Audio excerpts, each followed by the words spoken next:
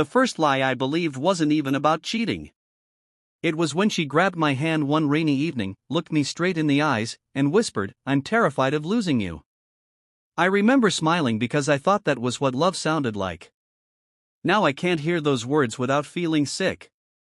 When people ask when everything started falling apart, I usually say I don't know.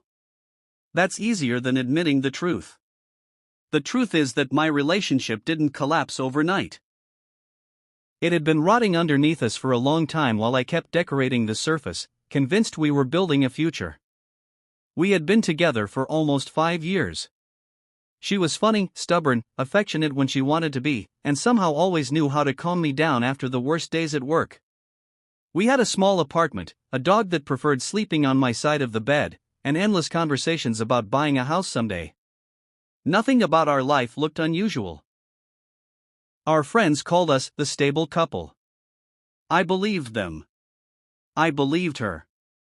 And I had absolutely no idea she had already been living another life long before she told me she couldn't imagine one without me. The first crack was so small I almost didn't notice it. She started coming home later, blaming work. Nothing dramatic, nothing suspicious on its own. Just small shifts. A delayed text here, a cancelled dinner there. I told myself I was being paranoid. She still kissed me when she walked through the door. Still asked about my day. Still laughed at the same stupid shows we used to watch together. But something felt staged. Like she was performing normality instead of living it. I remember one night she fell asleep on the couch with her phone face down in her hand. It buzzed twice before I could even think. I didn't look at it. I swear I didn't want to. But I did notice the name that flashed for a split second. Not someone I recognized. I told myself it meant nothing. People have coworkers, friends, group chats. Still, I started remembering small inconsistencies. Stories that didn't match. A weekend conference that didn't make sense. And for the first time, I stopped feeling safe in my own relationship. After that, I started paying attention to everything. Not in an obvious way. I didn't want to become that suspicious partner. I hated the idea of it. But I couldn't unsee the cracks once I noticed them. She became more careful too, which somehow made it worse. She'd take her phone into the bathroom. She'd angle the screen away when I walked by. She started changing passwords for security reasons, something she laughed off when I asked. There was one night I remember too clearly. We were cooking dinner together, something we used to enjoy. She got a message and her whole posture changed instantly. Not panic exactly, more like recognition. Like she already knew who it was before looking. She turned her body away from me. "Work," she said too quickly. I nodded like I believed her. But I didn't eat much that night. I just watched her hands move around the kitchen and wondered when I stopped knowing what they were doing when I wasn't looking. The turning point wasn't dramatic at first. It was a sound. Her phone buzzing again while she was in the shower. I remember staring at it on the counter like it was something alive. I didn't pick it up immediately. I just stood there listening to the water run, thinking about all the times I had almost checked and didn't. Then it buzzed again. And something in me broke just enough to act. I opened it. No lock screen hesitation. No guilt pause. Just instinct. The message was short. "Are you going to tell him yet?" My stomach dropped so fast I thought I might actually be sick. I didn't even hear the shower stop. I was too focused on the screen, on the words that didn't make sense in any innocent version of our life. Then her voice from behind me. "What are you doing?" And I knew in that moment, before anything was explained, that nothing between us was what I thought it was. I don't remember putting the phone down. I just remember her standing there in the bathroom doorway, water still dripping from her hair, staring at me like I had invaded something sacred. For a few seconds, neither of us spoke. Then she looked at the phone in my hand and said my name like it was a warning. Not an apology. Not fear. Just control slipping. I asked her who he was. She didn't answer immediately. That silence said more than anything else could have. When she finally spoke, her voice was steady in a way that didn't match the situation. "It's not what you think." I actually laughed. I didn't mean to. It just came out. Because that phrase, those exact words, are what people say when it is exactly what you think. She stepped forward, reaching for my arm. I pulled away without realizing I had moved. And suddenly the apartment didn't feel like ours anymore. It felt like I had walked into someone else's life by mistake. She tried to explain it in fragments. That he was from before. That she didn't know how to end it cleanly. That it didn't mean the same thing anymore. Each sentence made it worse, not better. Because what I heard wasn't confusion. It was maintenance. Like she had been managing two realities for a long time and I was the one variable she hadn't fully accounted for. I kept asking simple questions. How long? She hesitated too long. That was enough. Months, she admitted. Not weeks. Not something recent. Months of overlap. Months of dinners with me and nights somewhere else. Months of texts I thought were harmless while she was living another version of her life entirely. I remember sitting down without meaning to. My legs just gave up. She kept talking, but her words started blending together. Something about fear. Something about not wanting to lose me. That line hit me the hardest. Because she was saying she was afraid of losing me while actively building a life that didn't include me. I didn't explode the way I expected. I thought I would scream. Break something. Say things I couldn't take back. Instead, I went quiet. That scared her more than anger would have. She kept trying to reach for me, like physical contact could reset the situation. I stepped back every time. At some point she started crying. Real crying, not performative. Or maybe I just couldn't tell anymore. She said she loved me. I asked her which version of her was saying that. That shut her down. There was a long stretch where we just stood in the same room, both unsure of what comes after the truth has already been spoken. Eventually she asked if we could work through it. Like betrayal was a reparable object. Like trust was something you could glue back together if you were careful enough. I looked at her and realized I wasn't even angry anymore. I was just done believing her voice meant anything stable. The next days blurred together. I moved through work like a ghost. I answered messages late. I stopped sleeping properly. She kept trying to normalize things at home. Making coffee like nothing happened. Asking what I wanted for dinner. Sitting too close on the couch. It felt unbearable. Because every normal gesture now carried double meaning.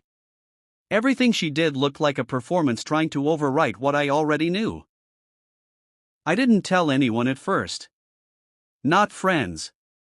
Not family. Partly because I was ashamed, but mostly because saying it out loud would make it permanent in a way I couldn't undo. One night I caught myself staring at her while she was brushing her hair. And I realized I was trying to reconcile two people in my head, the woman I loved and the woman who had been lying to my face for months. They didn't match. They never had. And the worst part was understanding that both versions had felt real to me at different times. I finally asked her to show me everything. Not because I wanted details, but because I needed the shape of it. The scale. She resisted at first. Then she handed me her phone like she was surrendering evidence in a case she thought she could still win. Messages. Photos. Plans. Inside jokes that didn't belong to me. There he was. Not a mystery anymore. Just a man who had been part of her life while I was unknowingly background noise. What hurt wasn't just the existence of him. It was how normal it all looked. The tone of comfort. The routine. The ease. That was the part one couldn't process. Because nothing in those messages looked like confusion or accident. It looked practiced. Like she had learned how to divide herself cleanly between two lives and gotten good at it. And I was the one who believed I was the only one. I confronted her properly that night. No more fragments. No more half explanations. I asked her what I actually was to her during all of this. She couldn't answer quickly. That pause told me everything. Eventually she said I was real. As if the other thing wasn't. As if reality could be split into categories depending on emotional convenience. I asked her if she had ever planned to stop. She said yes. But she didn't sound convinced. That was the moment something inside me stopped trying to fix anything. Not because I hated her, but because I finally understood I was trying to solve a problem she never treated as one. I left the room and sat in the dark for a long time. Not crying. Not thinking. Just empty in a way I didn't know how to name yet. After that, things got messy with everyone else. She told a version of the story to mutual friends that made her sound conflicted, not deceptive. I didn't correct her at first. I didn't have the energy to compete with narratives. But silence has consequences. People started asking questions. Some sided with her confusion. Some with my anger. Most just avoided taking sides entirely. That isolation hit harder than I expected. Because suddenly I wasn't just dealing with betrayal. I was dealing with interpretation of betrayal. At work I started making mistakes I would never normally make. Small things, but noticeable. My sleep was fractured. My appetite disappeared. And at night I would replay conversations trying to find the exact point where I should have known earlier. As if there was a version of me that could have prevented it. But every time I traced it back, I ended in the same place. Trust. That was the mistake, apparently. She didn't leave immediately. Neither of us did. We stayed in the same apartment for a while, like two people avoiding the final step of an already finished decision. There were logistical conversations that felt surreal. Who keeps what? Who moves first? How do you divide a shared life without destroying what's left of your functioning? At one point she cried again and said she didn't want to lose me. I almost asked her when she started wanting both of us at the same time. But I didn't. Because I realized I no longer trusted anything she said in moments of emotion. Emotion had been her most reliable tool for keeping contradictions alive. And I was done being convinced by it. The actual separation wasn't cinematic. No big argument. No dramatic exit. Just gradual distance until the apartment felt like a shared waiting room. She moved out on a weekday while I was at work. When I came back, her side of the closet was empty. That was the first time it fully hit me in a physical way. Not betrayal. Absence. There was a note on the counter. Short. Careful. Almost polite. It didn't say everything it should have.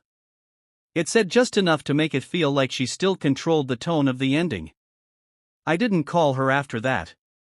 She didn't call me.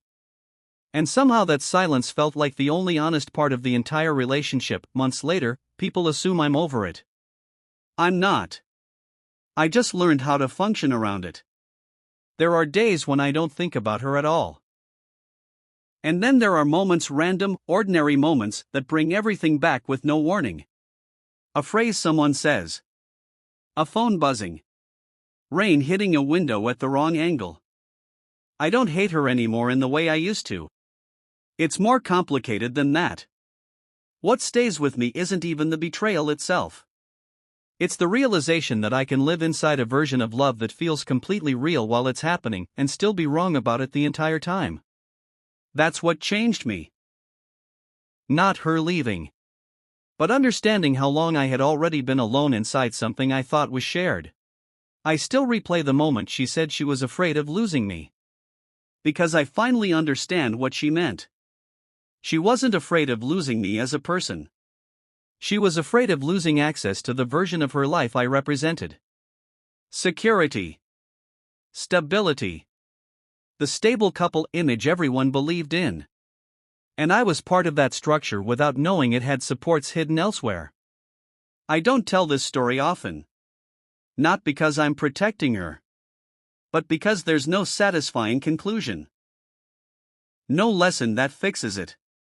Just a strange afterimage of a life that looked ordinary from the outside while something completely different was happening underneath it. If there's anything I learned, it's this. Sometimes the person asking not to be lost is already halfway gone.